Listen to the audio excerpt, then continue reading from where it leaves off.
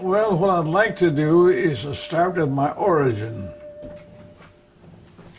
You know, my grandparents, because to me, I want to show the world what an Indian can do, coming from prisoners of war and going through the hardships they had in the Crow Creek.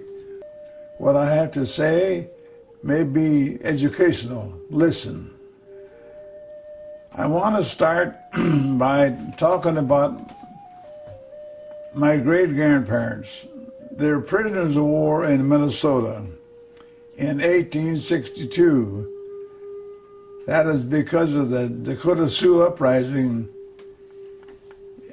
in Minnesota at that time. And the uprising was caused because the government started to rig on its treaty promises to provide them with income and food and stuff like that to the people. Then my grandparents were incarcerated at Fort Snelling. The governor of Minnesota, I think the governor's name was Ramsey at that time, he wanted all Indians out of the state of Minnesota. They incarcerated him in 1862 in very unsanitary conditions. And so then the governor realized we got to do something with these people. So they planned to get them to South Dakota. 1863, they got I think it was 1,300 of my ancestors. My grandfather, Sinkpay and Paukudia, and our leader was Wanagiska, White Ghost. They were on, there was 1,300 in the group, put on barges, and they drifted down the Mississippi River to St. Louis. They changed those barges, and then they came up the Missouri to Crow Creek. And they were all dumped at the mouth of Wolf Creek and Crow Creek. You know, as of the 1,300 that made this trip to Crow Creek, 300 died. I'm going to make reference here to World War II. The Japanese were incarcerated. They're impounded. Their homes were taken, their businesses and everything else. But the difference is those prisoners of war had good barracks, kitchens, everything. My people were dumped just on bare ground. But life was hard, and that's why I always tell people, I know what hardship is. You know, at that time, things were hard to get. Shoes, you had leather soles, but the leather wears out. And so when they wear out, of course, you got to put something in there and be careful you step on cactus or something. So you either put a cardboard in or a piece of leather. A lot of my brothers and sisters died as babies just because of the flu. They didn't know how to treat it or handle it, so they died. My father and my mother were good providers. Yeah, sure, it was hard. At that time, there was no electric lights, no forced air furnace, no indoor bathrooms, and no running water, and there was no doctors and no clinics.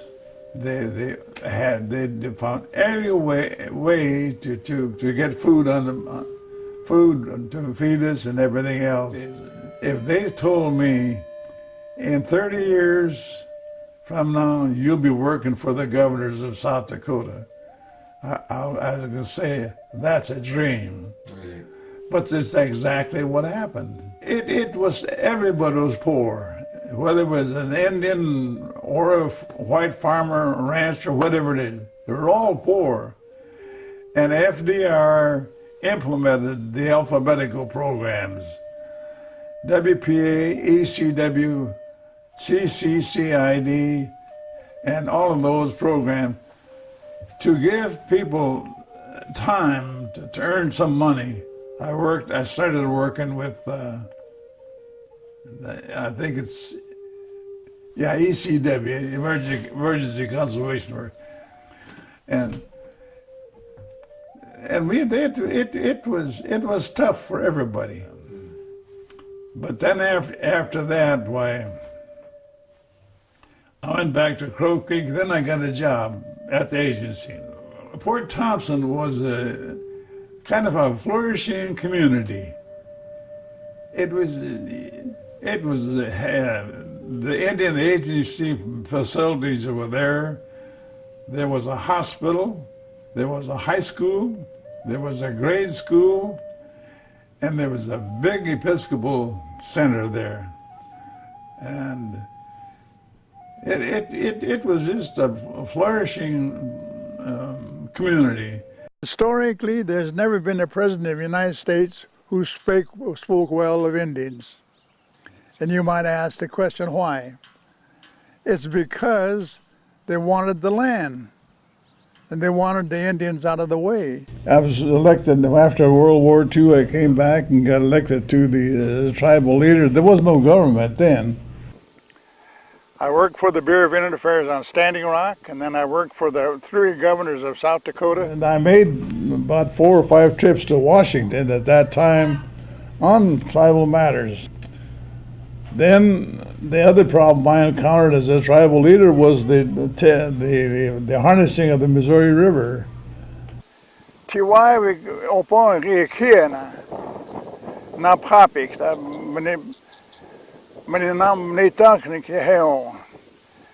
at one time, all of this land was ours. In 1943, when I was still in the service, the Corps of Engineers and the Bureau of Indian Affairs went before Congress and told them what they were going to do. They were going to harness the Missouri River to generate power and irrigation and control flooding and all that stuff, you know. But they never told the tribe.